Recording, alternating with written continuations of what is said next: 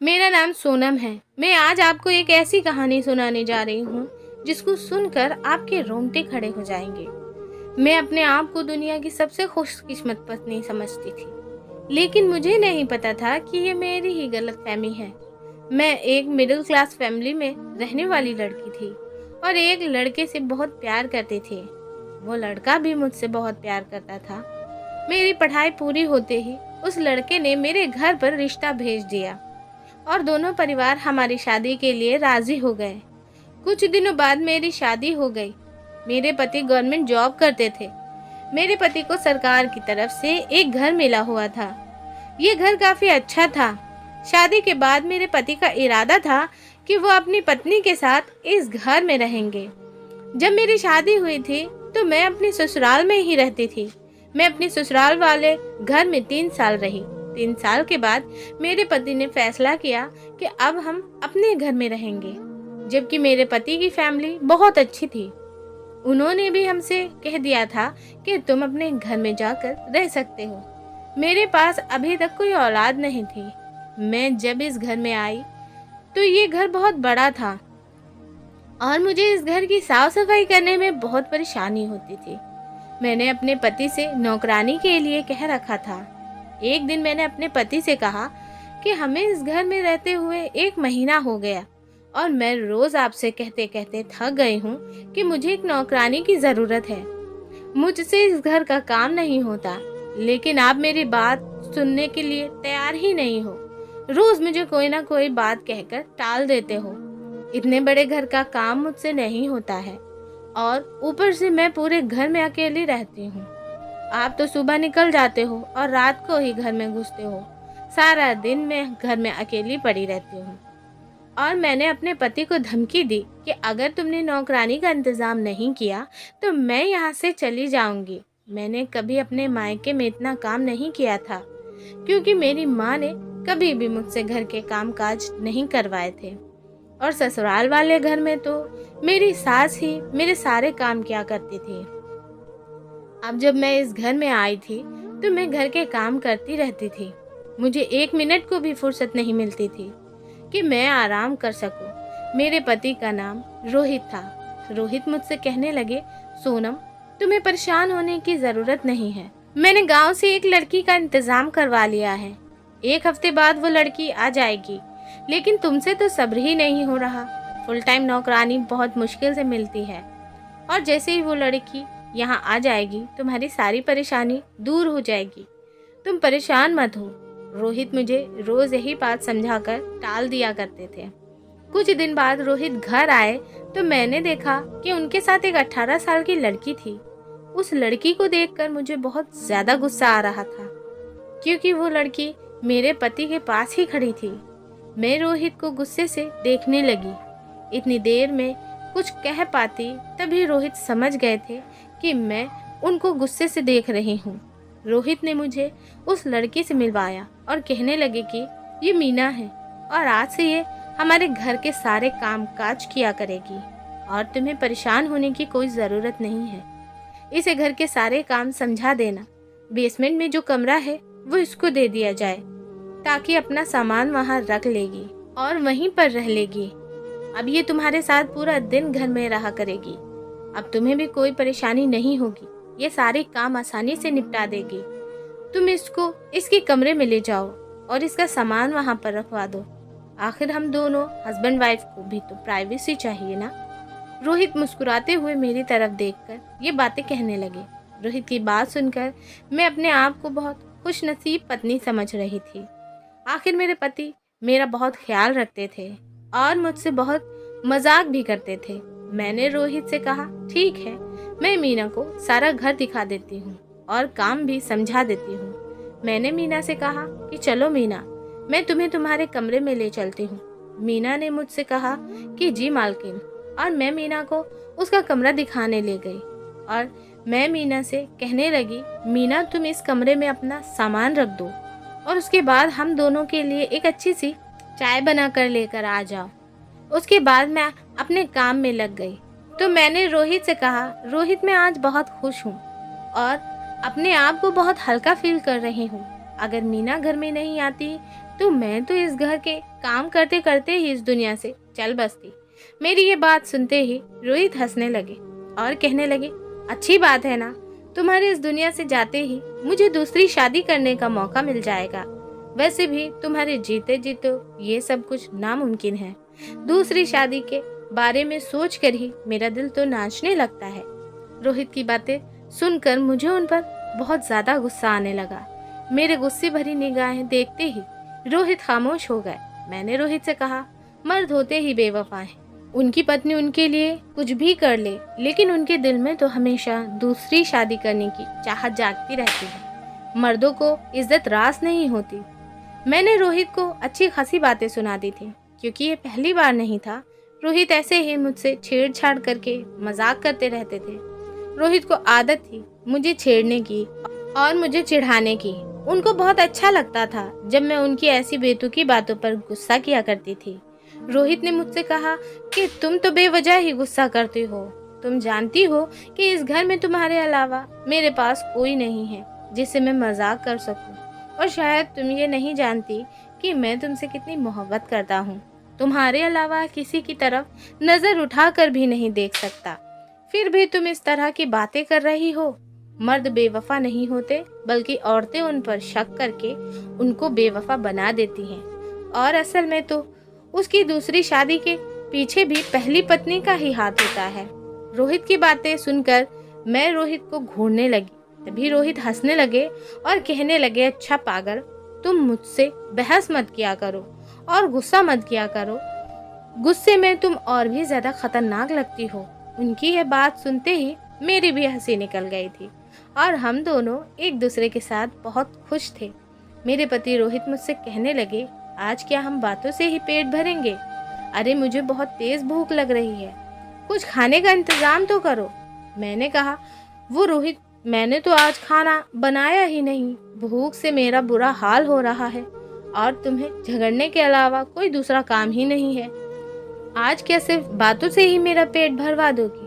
अभी रोहित की बात पूरी ही नहीं हुई थी कि इतनी ही देर में दरवाजे पर मीना ने दस्तक दी और कहने लगी, मालकिन, खाना तैयार हो गया है। हम दोनों हैरानी से मीना की तरफ हंसकर देखने लगे। अपनी लड़ाई में हम दोनों ये तो भूल ही गए थे कि हमने तो नौकरानी रख ली है। मीना हमें हंसता हुआ देखकर हमारी तरफ हैरानी से देखने लगी। मैंने मीना से कहा, तुम टेबल सेट करो, हम आते हैं। मुझे देखकर मीना जी में सिर हिलाकर वहां से चली गई। मैंने रोहित से कहा कि रोहित, हमें इस लड़की को अपने घर पर नहीं रखना चाहिए था। आखिर इस जवान लड़की की वजह से हमारे ऊपर कोई प्रॉब्लम ना आ जाए। ऐसी किसी पराई लड़की को अपने घर में रखना कहीं मुश्किल ना बन जाए। इसको यहाँ लाने से पहले आप एक बार मुझसे भी तो पूछ सकते थे। अगर आप मुझसे पूछ लेते तो मैं कभी भी जवान लड़की को यहाँ रखने की इजाजत नहीं देती। मेरी बात सुनकर रोहित हैरानी से मेरी तरफ देखने लगे और कहने लगे, मुझे तो लगता है तुम अकेले इस घर में रहकर पागल हो गई हो। पहले तो तुम रोज मेरा दिमाग खराब करती थी कि नौकरानी की जरूरत है, और अब नौकरानी आ गई है तो अब तुम्हें एतराज हो रहा है। टेंशन मत लो, बेचारी गरीब परिवार की है, तुम्हारे सारे काम करेगी, और वैसे भी मेरे दोस्त के गांव से ताल्लुक रखती है। वो इस लड़की को बहुत अच्छे से जानता है, टेंशन मत लो। और वैसे भी लड़की शादीशुदा है, इसका परिवार गांव में रहता है, इसके परिवार को पैसे की ज़रूरत है, इसलिए ये यहाँ पर रहेगी। इसकी जिम्मेदारी मेरे दोस्त ने ली है, तभी तो मैं इसको यहाँ पर लेकर आया हूँ। और ये तो सोचो कि आज तुम्हें ऐसे बैठे बैठे खाना तैयार मिल रहा है, और अगर तुम्हें फिर भी इस लड़की पर कोई शक या एतराज़ है तो फिर मैं इसके जाने का इंतज़ाम कर देता हूँ। तुम सोच लो, लेकिन इसके बाद मुझे फिर मत कहना कि मुझे नौकरानी ढूंढ कर दो, क्योंकि मुझे तुम्हारी नौकरानी ढूंढने के अलावा भी बहुत सारे काम होते हैं। रोज रोज मैं तुम्हारी ख्वाहिशें पूरी नहीं कर सकता। मैंने रोहित से कहा, बस बस रोहित, बहुत हो गया। अभी मैं इस लड़की को 2-3 दिन देख लेती हूँ, इस लड़की के चाल चलन कैसे हैं, और इस लड़की को लेकर अपना दिल पक्का कर लेती हूँ, जब ही मैं इसको परमानेंट रखूंगी। और अब चलो खाना खा लेते हैं, खाना ठंडा हो जाएगा। ये कहकर रोहित और मैं नीचे आ गए। आकर देखा तो टेबल बहुत अच्छे सलीके से सजी हुई थी। खाने की टेबल देखकर ऐसा लग रहा था जैसे हम किसी होटल में खाना खाने आए हैं। हमने इस लड़की की बहुत ही तारीफ की। मीना ने बहुत अलग अलग तरीके की डिशेस भी बनाई थी। खाना काफ़ी टेस्टी था और रोहित ने दिल खोल कर उसके खाने की तारीफ की। कहने लगे कि ऐसा खाना तो मैंने सिर्फ होटल में ही खाया है, वरना घर में तो मुझे सिर्फ एक ही डिश मुश्किल से मिल पाती थी। तुमने तो एक ही समय में इतनी सारी डिशेस बनाई। तुम तो काफ़ी टैलेंटेड हो। पहले ही बार में तुमने इतना बढ़िया खाना बनाया है। और मीना की सबसे अच्छी बात रोहित को ये लगी थी कि उसने ज़रा से भी तंग नहीं किया। पहले ही दिन उसने किचन में जाते ही सब कुछ संभाल लिया। रोहित कहने लगे, तुमने तो कमाल ही कर दिया है मीना। थोड़ी सी तारीफ मैंने भी कर दी थी मीना की। मैंने कहा, मीना तुम बहुत समझदार लड़की हो, खाना बहुत टेस्टी बना हुआ है। पहले ही दिन तुमने मेरा दिल जीत लिया। मुझसे तारीफ सुनकर मीना बहुत खुश हुई और मुझे देखकर मुस्कुराने लगी। मीना बहुत सुंदर लड़की थी, देखने में बहुत अच्छी लगती थी। कम उम्र की थी, जवानी अभी अभी उस पर चढ़ रही थी। उसने में काले रंग की चूड़ियां पहनी हुई थी, बहुत खूबसूरत लग रही थी। ब्लैक कलर का सूट पहनकर गोरी सी लड़की मीना बहुत सुंदर लग रही थी। मैं उसको देखकर काफी इम्प्रेस हुई थी। वो कहीं से भी गांव की नहीं लगती थी, सिर्फ उसका पहनावा ऐसा था। लेकिन अगर उसको शहर वाले कपड़े पहना दिए जाएं, तो वो किसी हीरोइन से कम नहीं लगेगी। मेरे दिमाग में जब मीना की शादीशुदा होने का ख्याल आया तो मुझे तसल्ली हो जाती थी। मैं मीना की तरफ से फुल सेटिस्फाइड हो गई थी। वो अपने काम से काम रखने वाली लड़की थी और अपने कामों में बिजी रहती थी। रोहित भी अपने ऑफिस के कामों में बिजी रहते थे, क्योंकि अब वो घर की तरफ से बेफिक्र हो गए थे। कुछ दिनों बाद ही मीना की तबीयत खराब रहने लगी थी। उसकी तबीयत गिरी गिरी रहती थी। एक दिन मीना ने मुझसे कहा कि उसकी तबीयत ठीक नहीं है, आज उसे डॉक्टर के पास जाना है। वो अकेली ही डॉक्टर को दिखाने के लिए चली गई। जब आई तो मैंने उससे पूछा कि आखिर क्या हुआ था। उसने मुझे कुछ नहीं बताया, लेकिन वो माँ बनने वाली थी और ये बात मुझसे छुपा रही थी। जब से मीना हमारे घर आई थी तब तक तो ऐसा कुछ भी नहीं था और ना ही बताया था। फिर एक दिन मैंने मीना से पूछने की कोशिश की तो उसने बताया कि जब से वो यहाँ आई थी तभी से वो माँ बनने वाली थी। मैंने उससे कहा कि फिर तुम्हारे पति ने तुम्हें इतने दूर काम करने के लिए क्यों भेज दिया, और वो भी इस हालत में। तुम्हें यहाँ पर नहीं आना चाहिए था। इस समय तो तुम्हें सबसे ज्यादा अपने पति की जरूरत है। मेरे ये कहते ही मीना खामोश हो गई और कहने लगी, मालकिन, गरीब लोग ऐसी बातों को चोचले समझते हैं और वैसे भी हम गांव के लोग बहुत मजबूत होते हैं। हम लोगों के लिए बच्चे पैदा करना आम सी बात है। मैं गांव में भी होती तो किसी न किसी घर में काम ही कर रही होती। यहाँ तो फिर भी मुझे सुकून है। आप और मालिक बहुत अच्छे हैं। कम से कम मुझे किसी की बातें तो नहीं सुनने को मिलती, और फिर यहाँ पर मुझे तनख्वाह भी अच्छी मिलती है।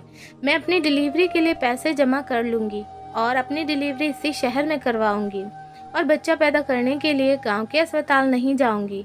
वहाँ के अस्पतालों से तो मुझे बहुत डर लगता है। और आप फिक्र मत करो, मेरी वजह से आपको कोई तकलीफ नहीं होगी। हर काम अच्छी तरीके से करूँगी जैसे करती हूँ। बस 2-3 दिन की ही तो बात होगी, तीसरे दिन फिर काम में लग जाऊंगी। कुछ देर तक तो मीना बोलती रही कि उसने मुझे अपनी सारी ही कहानी सुना डाली। उसकी बातों से तो मैं सहमत हो गई थी, लेकिन मैं सोच रही थी कि रोहित ने मुझे ये बात क्यों नहीं बताई कि मीना माँ बनने वाली है। जैसे ही रात को रोहित घर आए तो मैंने उनसे पूछा कि आपको आपके दोस्त ने ये नहीं बताया कि मीना माँ बनने वाली है, या फिर तुम्हारे दोस्त ने तुम्हें बताना ठीक नहीं समझा।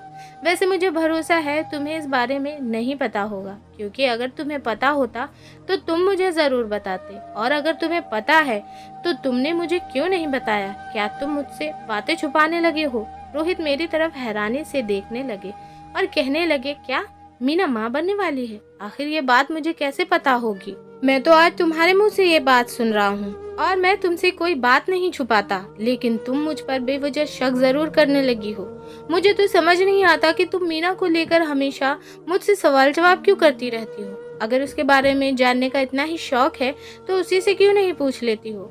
और अगर तुम्हें किसी भी तरह का मुझ पर कोई शक है तो मैं कल ही उसे उसके गांव छोड़कर आ जाऊंगा, फिर खुद ही अपनी पसंद की नौकरानी ढूंढ लेना। रोहित मुझ पर गुस्सा करने लगे और वो मेरे सवालों से बहुत तंग आ गए थे। वो रात को ऑफिस से थक हार कर घर आते थे और आते ही मैं उनसे कोई ना कोई बात छेड़कर बैठ जाती थी। वो मुझे कई बार समझा चुके थे कि तुम मीना के बारे में ज्यादा मत सोचा करो, वो अच्छी लड़की है, लेकिन पता नहीं क्यों मुझे अपने पति पर शक होने लगा था। ऐसा लगता था जैसे मुझे उन पर शक करने की आदत सी हो गई है। उनका कहना था कि तुम्हें कुछ भी समझाना बेकार की बात है, क्योंकि कोई भी बात तुम्हारी समझ में नहीं आती और तुम सीधी बात का गलत मतलब निकाल लेती हो। मैंने रोहित से कहा, रोहित मैं तो बस ऐसे ही कह रही थी कि इसकी सारी जिम्मेदारी मुझ पर आ जाएगी। मैंने तो यहाँ इस लड़की को अपने कामों के लिए रखा था। लगता है अब उल्टा मुझे घर के काम करने पड़ेंगे और साथ साथ उसकी भी देखभाल करनी पड़ेगी। पता होता इस लड़की को इस घर में नौकरी पर नहीं रखती। किसी तरह ये बात खत्म हो गई थी और हम दोनों लड़ झगड़ कर सो गए। सुबह जैसे ही मैं बेड से उठी, मैंने खड़े होने के लिए जमीन पर पैर रखा तो अचानक ही मुझे चक्कर आ गए और मैं गिरने लगी। उस समय रोहित भी घर पर ही थे। उन्होंने मेरी तबीयत को बिगड़ते हुए देखा तो कहने लगे कि चलो मैं तुम्हें डॉक्टर के यहाँ लेकर चलता हूँ। वो मुझे डॉक्टर के पास लेकर गए। डॉक्टर ने हमें एक ऐसी खबर सुनाई थी जिसको सुनकर हम खुशी से पागल हो गए थे। डॉक्टर ने बताया कि मैं मां बनने वाली हूँ। ये खबर सुनकर मेरे पति के तो पैर जमीन पर नहीं थे। क्यों नहीं, आखिर उनको 3 साल बाद औलाद की खुशी मिल रही थी। शादी के बाद मैंने काफी इलाज करवाए थे, लेकिन मुझे किसी भी डॉक्टर की दवाई से कोई फर्क नहीं होता था और रोहित के सर पर बच्चों का जुनून सवार था। लेकिन कभी मेरे पति ने मुझे कोई ऐसी वैसी बात करके शर्मिंदा नहीं किया था। मेरे पति को ऐसा लगता था जैसे हमारी शादी को बहुत साल हो गए हैं। लोगों के बच्चे तो 10 साल बाद भी होते हैं, लेकिन मेरी शादी को तो अभी 3 साल ही हुए थे। दिनों में भी वो बच्चा अडॉप्ट करने को राजी हो गए थे, लेकिन उनके दोस्त उनको समझा देते थे कि नहीं, अपना खून तो अपना ही होता है। सिर्फ अपने दोस्त की इस बात से ही वो सोच समझकर काम लेते थे और अपने ही खून का इंतजार कर रहे थे। अब जब उनको ये खुशी मिली तो वो अपनी खुशी को शब्दों में बयां नहीं कर पा रहे थे। इस खुशी को सुनते ही रोहित ने पूरे अस्पताल में मिठाइयाँ बंटवा दी। जैसे ही रोहित घर पर आए तो उन्होंने मीना को भी खबर सुनाई और उससे कहने लगे कि तुम्हें अपनी मालकिन का बहुत ज्यादा ख्याल रखना है। कहने लगे, देखो तुम यहाँ बैठो और तुम्हें बेड से कम उतरना है। रोहित कह रहे थे कि मुझे तो समझ ही नहीं आ रहा कि मैं अपनी इतनी बड़ी खुशी को कैसे सेलिब्रेट करूं। मुझसे कहने लगे, तुम्हें सिर्फ मीना से अपना काम लेना है और तुम उसके बारे में मत सोचो। वो गांव की पली बड़ी लड़की है, उसको तो आदत है ये सब कुछ करने की। वहाँ की औरतें तो इस हाल में घर के 10 काम करती हैं और तुम मेरी बात कान खोलकर सुन लो, तुम्हें सिर्फ अपना ख्याल रखना है। मीना से भी कहकर आता हूँ कि वो सिर्फ तुम्हारा ख्याल रखे, तुम्हें किसी चीज की भी कोई कमी नहीं होनी चाहिए। रोहित मुझे बहुत प्यार से समझा रहे थे। उनका इतना प्यार देखकर मेरी आंखों से आंसू आ गए। वो मुझसे बहुत मोहब्बत करते थे, तो मैं अपने आप को बहुत खुशनसीब पत्नी समझ रही थी। आखिर मुझे इतना प्यार करने वाला पति जो मिला था, ऐसा लग रहा था जैसे जिंदगी की सारी खुशियां मेरे कदमों में आकर गिर गईं। दूसरी बातें भूलकर बस अपने आने वाले नए मेहमान की तैयारी करना चाहती थी। लेकिन जब से मीना ने इस खुशखबरी के बारे में सुना था, उसका मूड ऑफ सा रहने लगा था।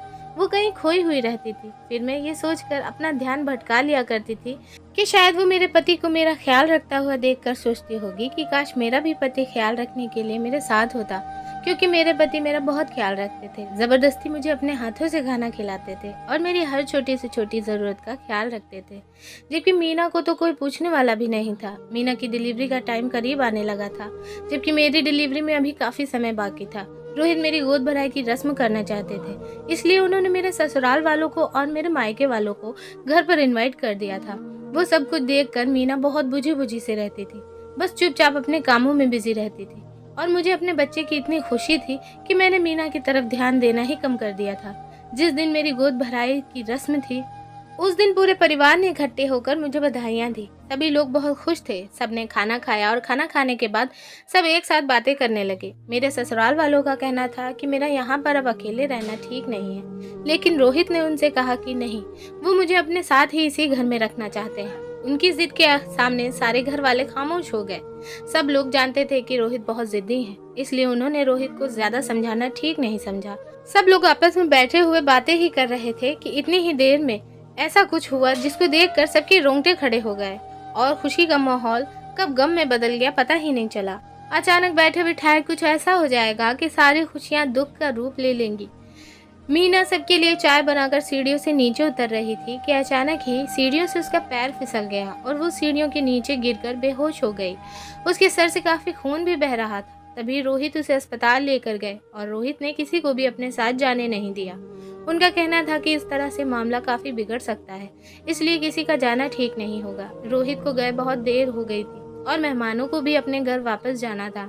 मैंने उनसे कहा कि आप लोग बेफिक्र होकर चले जाइए, रोहित कुछ ही देर में आ जाएंगे। मेरी कुछ देर पहले ही उनसे फ़ोन पर बात हो गई है और सब कुछ बिल्कुल ठीक है, परेशान होने की कोई ज़रूरत नहीं है। ये बात सुनकर वो जाने के लिए तैयार हो गए और मेरी सास ने मुझसे कहा कि सोनम बेटा, अपना बहुत ख्याल रखना और जैसे ही रोहित घर पर आ जाए तो हमें फ़ोन करके बता देना। और हाँ, तुम अपनी नौकरानी को उसके घर भेज दो, बेचारी पूरे दिनों से है, उसे आराम की ज़रूरत है। तुम्हारी तबीयत भी तो ख़राब है, उसकी टेंशन लोगी तो अपनी तबीयत भी और ज़्यादा ख़राब कर लोगी।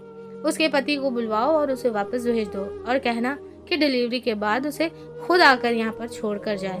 मैंने अपनी सास से कहा कि ठीक है मम्मी जी, मैं ऐसा ही करूँगी। मैं तो खुद भी यही चाहती थी कि अपने इन दिनों में मीना अपने गांव चली जाए। वैसे भी इस वक्त उसकी हालत घर के काम करने वाली नहीं थी, बल्कि मैं उससे कई बार कह भी चुकी थी कि तुम अपने गांव चले जाओ, लेकिन वो हमेशा ही मुझे टाल दिया करती थी। जब सारे मेहमान घर से चले गए उसके बाद मैं अपने कमरे में आकर बैठ गई और बार बार रोहित को फ़ोन किए जा रही थी। जैसे जैसे वक्त गुजरता जा रहा था मेरी परेशानी और भी ज़्यादा बढ़ती जा रही थी। रात के 3 बज गए थे और उन्हें गए हुए 5 घंटे हो चुके थे। मैं हर थोड़ी देर के बाद रोहित को फ़ोन करने की कोशिश कर रही थी, लेकिन उनका फ़ोन स्विच ऑफ आ रहा था और मुझे रोहित का इंतज़ार करते करते नींद आ गई। जैसे ही मेरी आँख खुली तो मैं डर गई ये देखकर कि मेरे सामने रोहित खड़े हुए थे। मैंने रोहित से कहा कि क्या हुआ, तुमने इतनी देर क्यों लगा दी घर आने में, और मीना कहाँ है? मीना ठीक तो है ना? कहाँ है वो? मैं उससे मिलकर आती हूँ। ऐसा ना हो कि उसे किसी चीज़ की ज़रूरत हो। और मैं उससे मिलने के लिए जाने लगी। इतनी ही देर में रोहित ने मेरा हाथ पकड़ लिया और अपने सीने से लगा लिया और वो मुझसे कहने लगे, शांत रहो सोनम, मीना अब इस दुनिया में नहीं रही। ये सुनकर मैंने रोहित से कहा, ये कैसा मजाक कर रहे हो तुम मेरे साथ? रोहित ने मुझसे कहा, मैं तुमसे मजाक नहीं कर रहा हूँ, बल्कि मैं तो सच कह रहा हूँ। मैंने कहा, उसका बच्चा कहाँ है? मुझे तो यकीन ही नहीं आ रहा है कि मुस्कुराती हुई मीना ऐसे भी मर सकती है। रोहित ने मुझे बताया कि उसका बच्चा पेट में ही मर गया था और उसके सर पर भी गहरी चोट लगी हुई थी, जिसकी वजह से उसकी मौके पर ही मौत हो गई थी। ये सुनकर तो जैसे मेरे होश ही उड़ गए थे और उन्होंने मुझे बताया कि अभी मैं उसका क्रियाक्रम करके आ रहा हूँ। और मैं बहुत डर गया था, अगर पुलिस को यह खबर लग जाती तो मेरी नौकरी खतरे में पड़ सकती थी और मेरी सारी जिंदगी अदालतों के चक्कर लगाकर गुजर जाती। तब सुनकर तो मैं और भी ज्यादा परेशान हो गई थी। मैंने रोहित से कहा, रोहित, अगर उसके घर वाले हमारे घर पर आ गए तो हम क्या करेंगे? उनको क्या जवाब देंगे कि मीना कहाँ गई? रोहित ने मुझे तसल्ली दी और कहने लगे कि फिक्र मत करो, सब कुछ ठीक हो जाएगा, मैं सब कुछ संभाल लूँगा, बस तुम किसी से मीना के बारे में बात नहीं करोगी। मैंने कहा, ठीक है, मैं उसके बारे में किसी से कुछ भी नहीं बताऊंगी। मीना की मौत पर मैं बहुत ज़्यादा अफसोस में थी और दिन रात रोती रहती थी। ऐसे ही अचानक इस दुनिया को छोड़कर कैसे जा सकती है? लेकिन वक्त के साथ साथ सब कुछ ठीक हो जाता है और मीना की मौत का जख्म भी अब हमारे दिलों से भरने लगा था। कुछ दिनों बाद ही हमारी लाइफ नॉर्मल सी हो गई थी। रोहित ने अपने ऑफिस से 2 महीने की छुट्टी ले ली थी। वो मेरा हर तरह से ख्याल रखते थे। जब रात को मैं सोती थी तो मुझे ना जाने कैसी कैसी आवाज़ें सुनाई देती थी। 2-3 दिन तक तो मैंने इन आवाज़ों को इग्नोर किया, लेकिन एक दिन मुझे उन आवाज़ों से बहुत ज़्यादा डर लगने लगा था और मैं रोहित को झंझोर कर उठाया। रोहित घबरा कर उठे और कहने लगे कि क्या हुआ सोनम, तुम्हारी तबीयत तो ठीक है ना? हमारी तबीयत ठीक नहीं है तो मैं तुम्हें अभी अस्पताल लेकर चलता हूँ। मैंने परेशान होते हुए कहा, रोहित, मेरी तबीयत खराब नहीं है, बल्कि मुझे किसी बच्चे की रोने की आवाज़ आ रही है। रोज़ मुझे ऐसी आवाज़ें सुनाई देती हैं और मैं इन आवाज़ों से डर जाती हूँ, लेकिन मैंने आपको नहीं बताया, आज मुझे इस आवाज़ से नींद नहीं आ रही। ऐसा लग रहा है जैसे वह बच्चा मेरे बहुत करीब हो। मैंने रोहित से कहा, चलो हम बाहर चलकर देख कर आते हैं। ऐसा लग रहा है जैसे कोई मुसीबत में है और हमें पुकार रहा है। मेरी बात सुनकर रोहित बहुत ज़्यादा परेशान हो गए थे और मुझसे कहने लगे, तुम किस तरह की बातें कर रही हो? मुझे तो किसी भी बच्चे की रोने की आवाज़ नहीं आ रही। ये सिर्फ तुम्हारा वहम होगा और कुछ नहीं, इसलिए इन सब बातों को छोड़ो और आराम से सो जाओ। वैसे भी इस समय तुम्हें आराम की ज़्यादा ज़रूरत है। अगर फिर भी तुम्हें तसल्ली नहीं हो रही है तो मैं अकेला बाहर जाकर देख कर आता हूँ, लेकिन तुम मेरे साथ नहीं आओगी क्योंकि मैं कोई भी रिस्क नहीं ले सकता। रोहित की बात सुनकर मैं लेट गई और रोहित कमरे से बाहर चले गए। कुछ देर बाद जब वो वापस आए तो मैंने बेचैनी से रोहित से पूछा, रोहित, बाहर कौन था?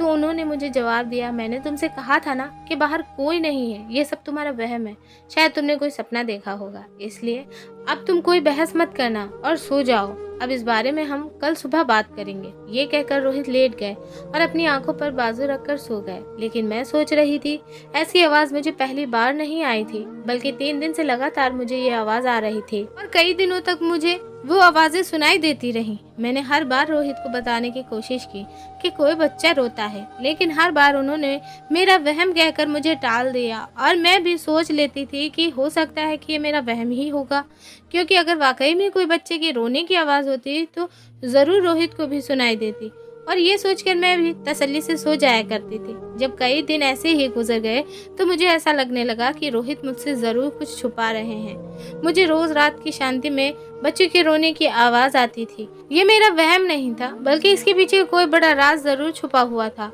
और मैंने सोच लिया था कि जब तक मैं इस राज से पर्दा नहीं उठा लूँगी तब तक मैं सुकून से नहीं बैठूंगी। कुछ तो ऐसा ज़रूर हो रहा था जो मुझसे छुपाया जा रहा था। मुझे लगता था कि हो सकता है कि रोहित ने ही मीना को मारा हो और उसका बच्चा यहीं कहीं आसपास में हो या फिर किसी मुसीबत में हो। मुझे उस मासूम बच्चे के लिए ज़रूर कुछ ना कुछ करना था। ये सब सोचते ही मैंने पुलिस को फ़ोन किया और पुलिस इंस्पेक्टर को इस बारे में सब कुछ बता दिया। मैंने पुलिस से कहा कि मैं चाहती हूँ कि आप मेरे घर की तलाशी लें या फिर मेरे घर पर निगरानी रखें। मुझे रात को बेसमेंट से बच्चे के रोने की आवाज़ आती है। मैंने पुलिस से कहा कि मीना हमारे घर के बेसमेंट में ही रहती थी, आप उसके कमरे की भी तलाशी लेना, आपको ज़रूर वहाँ से कुछ ना कुछ मिल जाएगा। पुलिस इंस्पेक्टर ने मेरी रिपोर्ट दर्ज कर ली और कहने लगी, ठीक है मैडम, आप फिक्र ना करें, हम आपके साथ हैं।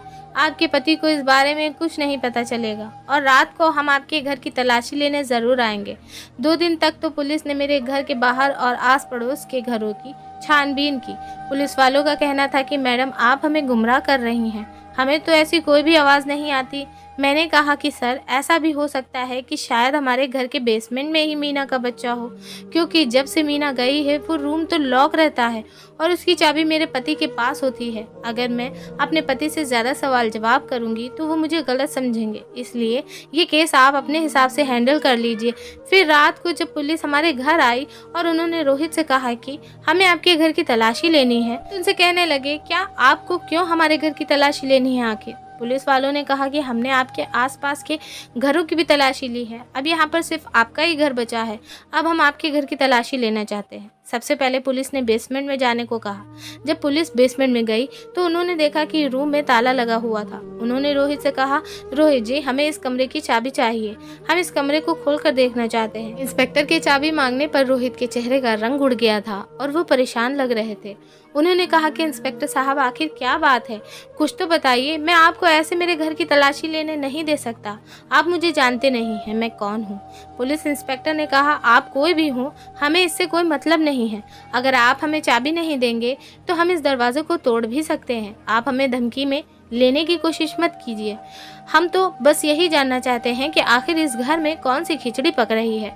आपके पड़ोस के लोगों की शिकायत है कि आपके घर से किसी के बच्चे की रोने की आवाज़ आती है, जबकि आपके घर में तो कोई बच्चा भी नहीं है, क्यों आती है?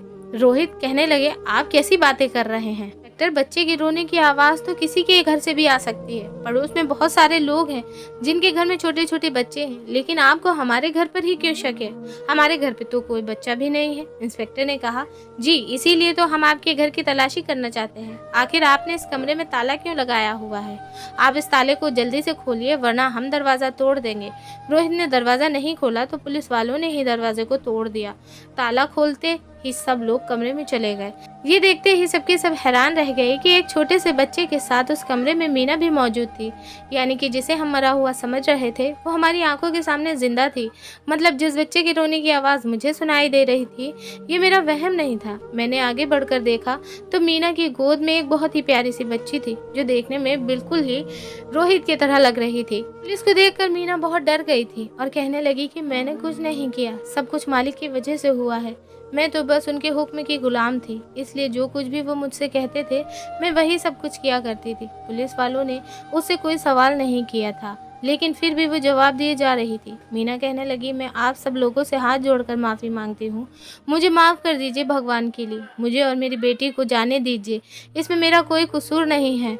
मैं तो खुद यहाँ इतने दिनों से कैदी बनकर रह रही हूँ। ये कहकर मीना फूट फूट कर रोने लगी। मैंने आगे बढ़कर मीना को गले लगाया और खामोश करवाने की कोशिश करने लगी। मुझसे मीना का रोना देखा नहीं जा रहा था। पुलिस ने रोहित से कहा कि रोहित जी, अब आप सब कुछ यहीं बताएंगे या फिर आपको थाने लेकर चले। इस बात से रोहित बहुत डरने लगे थे और कहने लगे, मैंने किसी के साथ कुछ गलत नहीं किया है।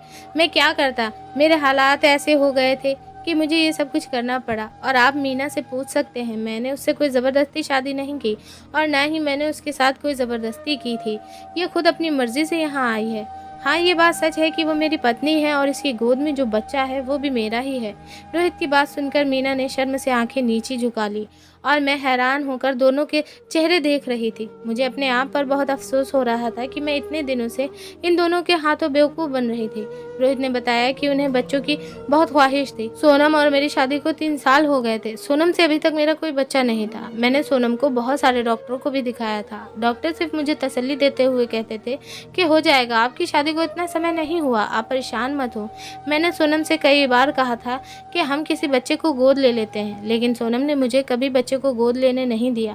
फिर एक दिन जब मैं अपने दोस्त के साथ गांव गया तो गांव में मुझे मीना दिखाई दी। मैंने देखा कि मीना वहां पर बहुत बेरोजगारी की जिंदगी गुजार रही थी, जबकि मीना वहां पर भी लोगों के घरों में काम किया करती थी। मीना की ऐसी हालत मुझे अच्छी नहीं लगी। मैंने सोचा, अगर वह मुझसे शादी कर ले और बच्चा पैदा करके मुझे दे दे तो मैं उसकी लाइफ बना सकता हूँ। और मुझे ये भी पता था कि सोनम को जब इस बारे में पता चलेगा तो सोनम मुझे कभी भी दूसरी शादी करने की इजाज़त नहीं देगी।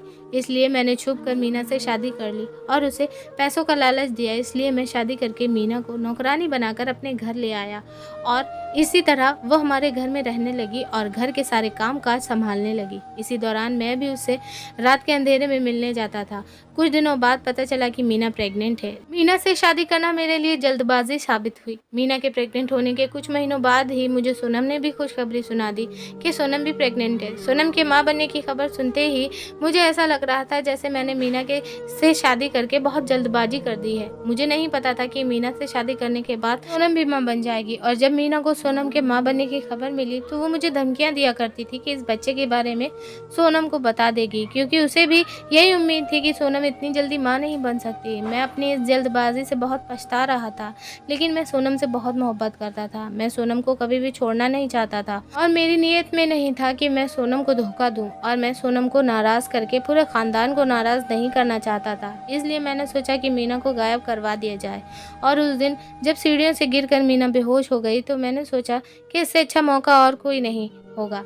इसलिए मैंने प्लानिंग करके मीना के मरने की झूठी खबर सोनम को बता दी और मीना के मर जाने का ड्रामा किया और बेसमेंट के कमरे में चुपचाप मीना और उसकी बच्ची को लाकर बंद कर दिया। मीना मुझे कुछ कह भी नहीं सकती थी, क्योंकि उसे अच्छे से पता था कि उसको और उसकी बच्ची को संभालने वाला मेरे अलावा और कोई नहीं था। रोहित के मुंह से ये सारी सच्चाई सुनकर मुझे रोहित से नफरत होने लगी थी।